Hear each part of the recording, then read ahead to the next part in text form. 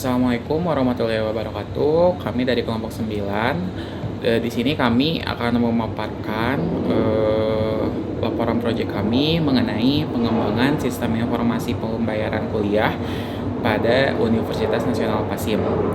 Oke, pertama di sini saya mau menjelaskan tentang profil perusahaan, yaitu Universitas Nasional Pasim termasuk tergolong dalam jenis perguruan tinggi swasta, di mana didirikan pada tanggal 25 September 2006 yang beralamat di Jalan Dakota nomor 8A Sukaraja, Bandung, Jawa Barat. Di nomor telepon di 022 607 2803 dan bisa diakses dalam web, yaitu di http://www.pasim.ac.id gitu. Selanjutnya, yaitu di sini saya mau memaparkan mengenai pasar produk dan jasa, di mana di Universitas Nasional Pasim ini terdapat 5 fakultas, yang dimana terdiri dari Fakultas Ilmu Komputer. Di fakultas ini ada 2 program studi, yang pertama S1 Teknik Informatika dan D3 Manajemen Informatika. Lalu yang kedua itu ada Fakultas Ekonomi, di mana program studinya itu ada S1 Manajemen dan S1 Akuntansi. Lalu yang ketiga itu ada Fakultas Sastra, di mana program studinya itu ada S1 Sastra Jepang dan D3 Sastra Inggris. Yang keempat itu ada Fakultas Psikologi, di mana program studinya yaitu S1 Psikologi. Dan yang kelima itu ada Fakultas Teknik Industri, di mana program studinya yaitu S1 Teknik Industri. Di Universitas Nasional Pasim itu terdapat 3 kelas perkuliahan. Yang pertama itu ada kelas reguler pagi, yang kedua ada kelas reguler sore, dan yang ketiga ada kelas karyawan. Slide selanjutnya yaitu di sini saya mau memaparkan mengenai identifikasi masalah mengenai laporan proyek kami.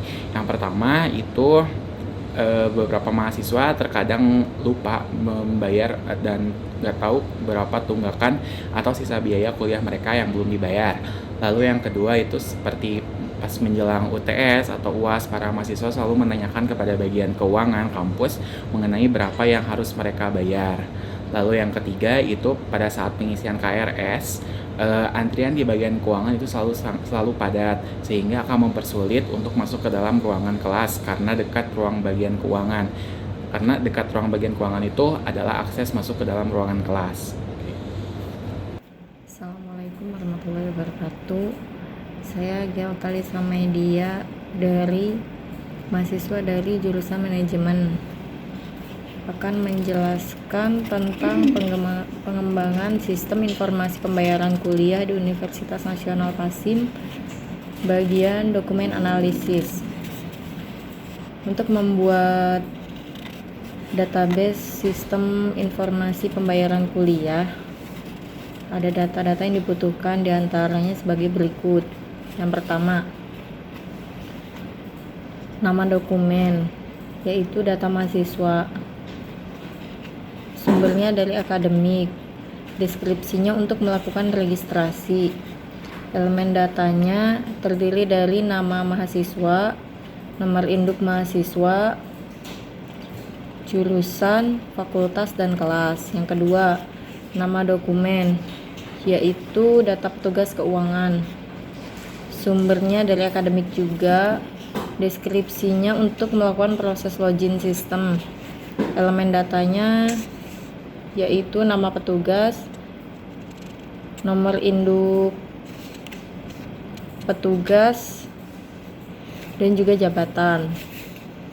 Yang ketiga, nama dokumen, yaitu data biaya kuliah, sumbernya dari keuangan, deskripsi untuk mengetahui rincian biaya. Elemen datanya data mahasiswa, rincian biaya, dan juga saldo. Yang keempat, nama dokumen, data pembayaran, sumbernya dari keuangan, deskripsinya untuk memberikan bukti bayar. Elemen datanya yaitu data mahasiswa, bukti pembayaran, dan juga total pembayaran. Selain membutuhkan data, ada juga kebutuhan personil untuk pembangunan sistem. Pembangunan sistem tentunya harus didukung oleh personil-personil yang kompeten di bidangnya, yaitu sebagai berikut. Yang pertama, ada ketua analis sistem, Yang kedua ada analis sistem senior, yang ketiga analis sistem junior, yang keempat pemrograman aplikasi senior dan juga pemrograman aplikasi junior. Analis sistem adalah orang yang menganalisis sistem atau mempelajari masalah yang timbul dan menentukan kebutuhan pemakai untuk mengidentifikasikan solusi yang beralasan. Pemrogram aplikasi adalah orang yang menulis kode program untuk aplikasi berdasarkan rancang bangun yang telah dibuat analis sistem. Di sini saya akan menerangkan proses bisnis. Mahasiswa mendatangi bagian keuangan, lalu melakukan pembayaran biaya kuliah kepada petugas bagian keuangan. Setelah itu, petugas bagian keuangan menerima uang tersebut, mengecek data mahasiswa yang bersangkutan, menghitung kembali uang yang diterima, dan melakukan pencatatan bukti pembayaran. Dibuat 2 rangkap, satu untuk mahasiswa dan satu lagi untuk bagian keuangan.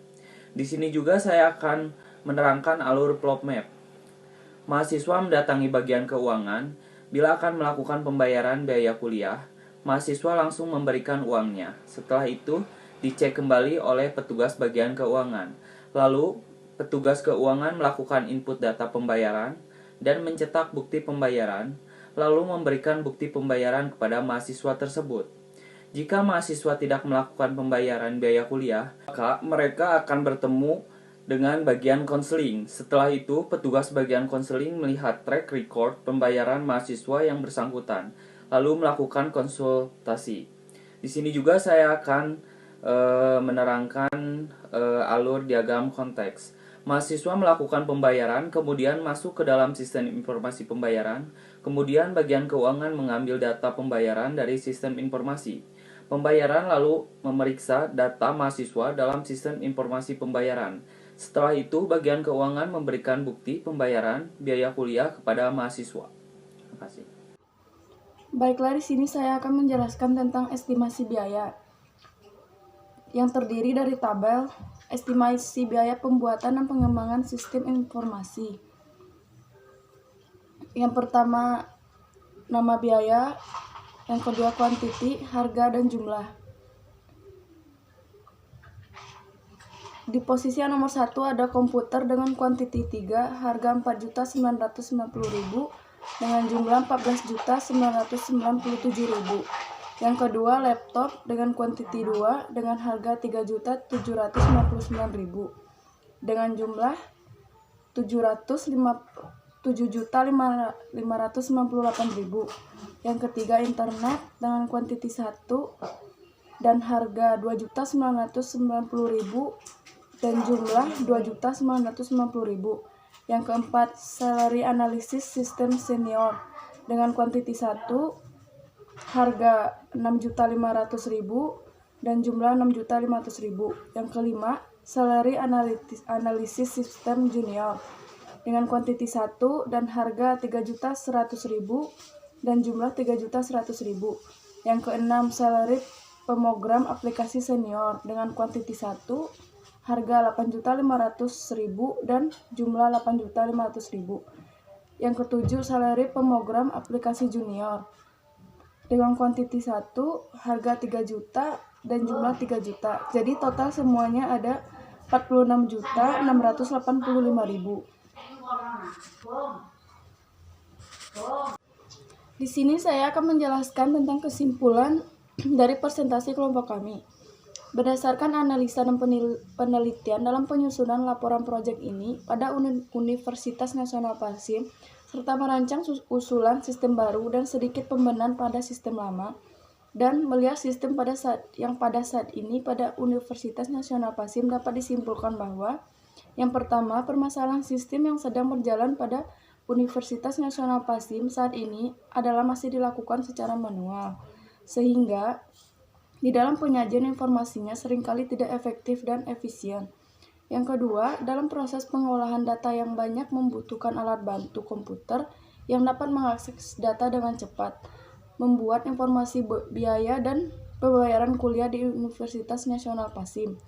Yang ketiga, dengan menggunakan sistem pembayaran lebih cepat, efektif, dan konsisten dengan adanya program yang lebih baik sehingga dapat mengurangi adanya duplikasi dan redundansi data, serta penyimpanan datanya lebih aman.